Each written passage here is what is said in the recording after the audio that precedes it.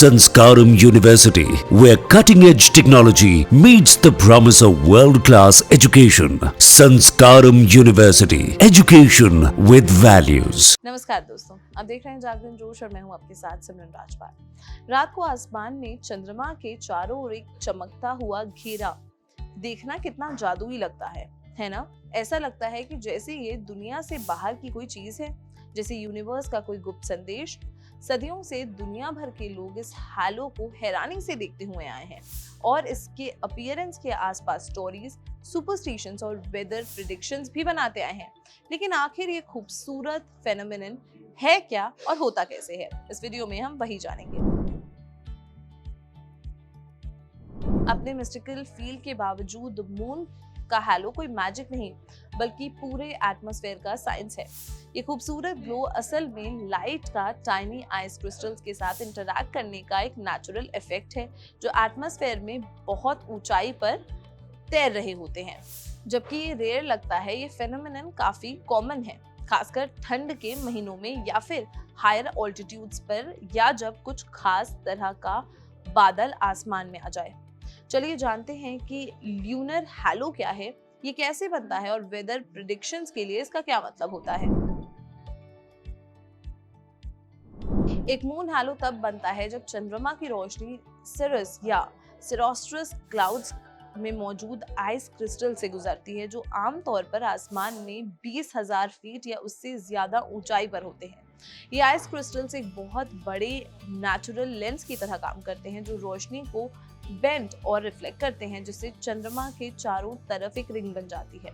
क्योंकि ज्यादातर ice crystals hexagonal होते हैं, रोशनी हमेशा लगभग 22 डिग्री पर रिफ्रैक्ट होती है, जिससे एक 22 डिग्री हैलो बनता है। इस वजह से इस रिंग का साइज कंसिस्टेंट रहता है, चाहे आप कहीं से भी या कभी भी देखें।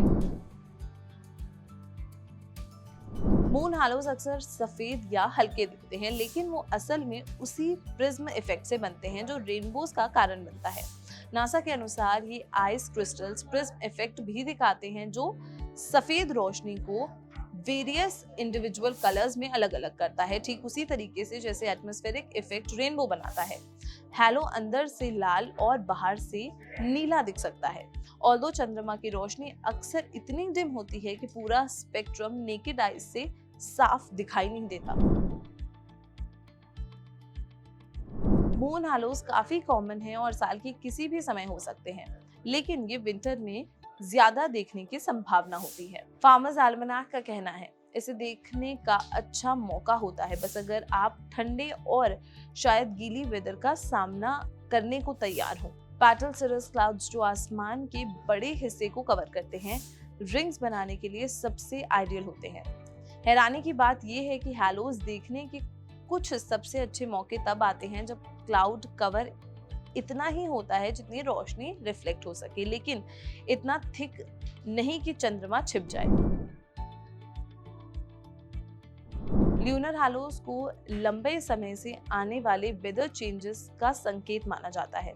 फार्मर्स एल्मनाक के अनुसार सर्कस क्लाउड्स, जो हैलोज का कारण बनते हैं, एक वार्म फ्रंट और खराब मौसम के आने का मतलब हो सकते हैं।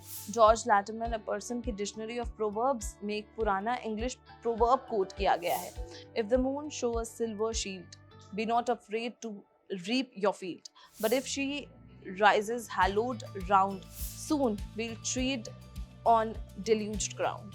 जबकि ये काव्यमय है, ये मेथड हमेशा रिलायबल नहीं होता, क्योंकि सर्कस क्लाउड्स हमेशा तूफान का संकेत नहीं देते। ल्यूनर हैलोज सिर्फ एक तरीके का एटमॉस्फेरिक ऑप्टिकल इल्यूजन है। सिमिलर इफेक्ट्स में कोरोनास शामिल हैं, जो पानी की बूंदों से बनने वाले छोटे रिंग्स हैं, और सनडॉग्स, जो सूरज के बगल में दिखने वाले चमकदार स्पॉट्स हैं। नासा ने 2012 में मैड्रिड में एक रेयर ल्यूनर हैलो भी नोट किया था, जिसे extremely rare specially for the moon कहा गया। ये फेनोमेना तब होते हैं जब अलग अलग आइस क्रिस्टल शेप्स और ओरिएंटेशंस रोशनी को मुश्किल तरीकों से बेंड करते हैं। तो मून हैलोज क्या आपने कभी देखे? मैं कमेंट सेक्शन में जरूर बताएं, और अगर ये वीडियो पसंद आई हो तो इसे लाइक और शेयर करना बिल्कुल भी ना भूलें। मिलते हैं अगले वीडियो में। नमस्कार।